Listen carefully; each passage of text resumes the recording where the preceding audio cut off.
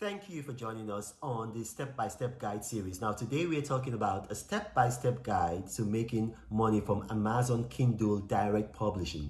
Yesterday, we talked about a step-by-step guide to making money from affiliate marketing. The day before, it was a step-by-step guide to making money from Quora. And then the first one in the series was a step-by-step guide to making money from YouTube.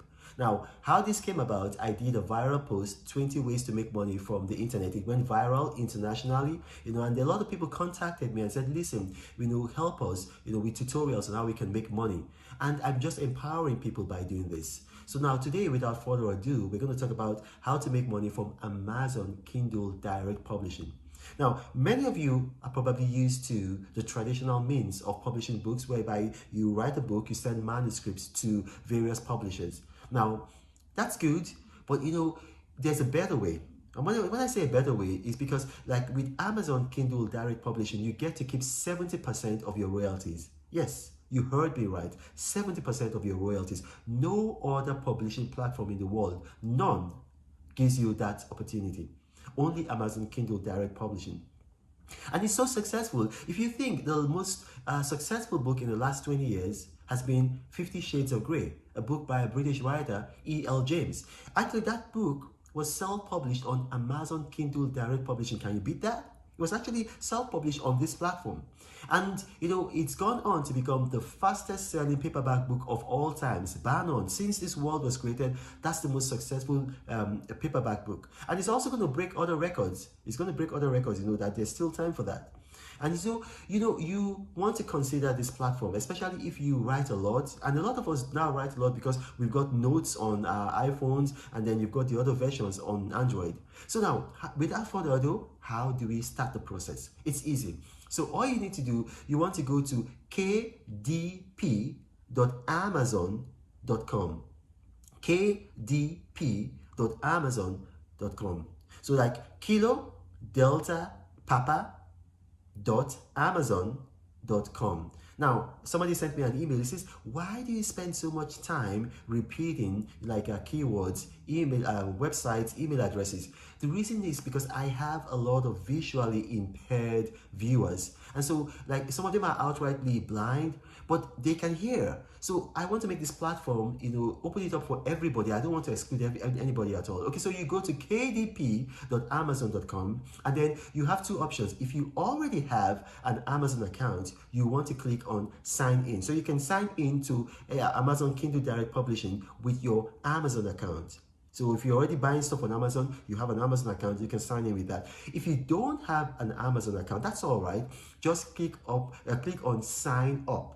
So you choose the sign up option, not the sign in option, the sign up option. Now, the next thing is that you just create your Amazon Kindle Direct Publishing account. It's so easy. You're going to see the tab there, just create. It's just easy. It's easy peasy Japanesey. You can do it. Now, when you've done that, you now go on the tab that says add a new Kindle book. Add a new Kindle book.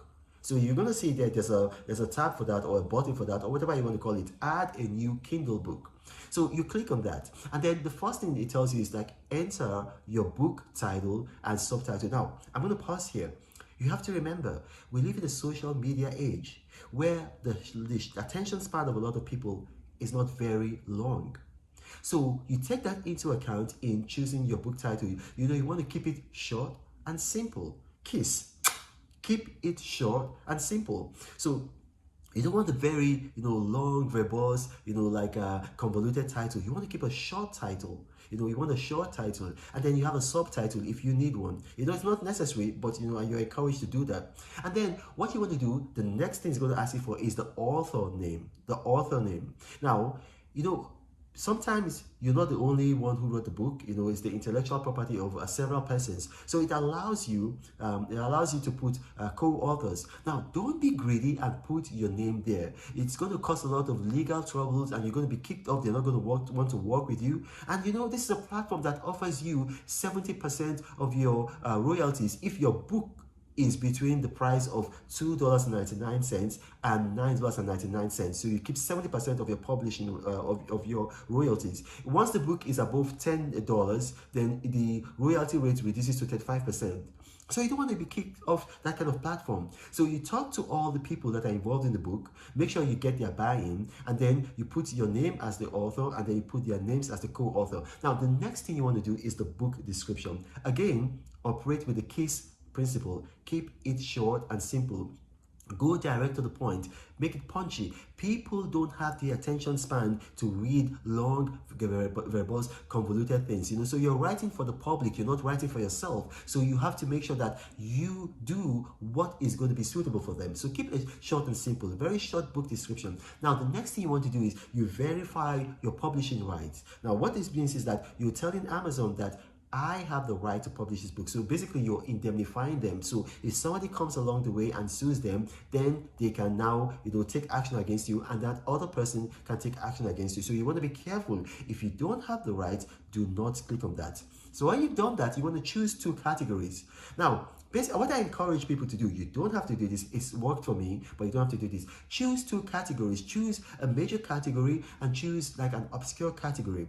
When I was doing my book, a friend of mine, Dr. David Yanis, encouraged me. He said, look, your book, you can choose conspiracy theory, because there's some conspiracy theory in your book. That's my book, the #1 bestseller, Facts versus Fiction, The True Story of the Jonathan Years, Chibok 2015, and the conspiracies. So I chose one category, conspiracy theory. And then there was an obscure, like a chapter in the book where I talked, not for the chapter, like a sub-chapter, a couple of paragraphs where I talked about YouWin, which was a business opportunity project that was done by the Jonathan administration. So he told me, why not choose international business? I said, okay, well, I just chose that. Guess what? My book became a #1 bestseller instantly on the day it was published on international business, just on that category, international business. And that's very obscure. And then eventually became a #1 bestseller on conspiracy theory. But first, it peaked on the international business category on the same day of publishing. So I encourage you to do that.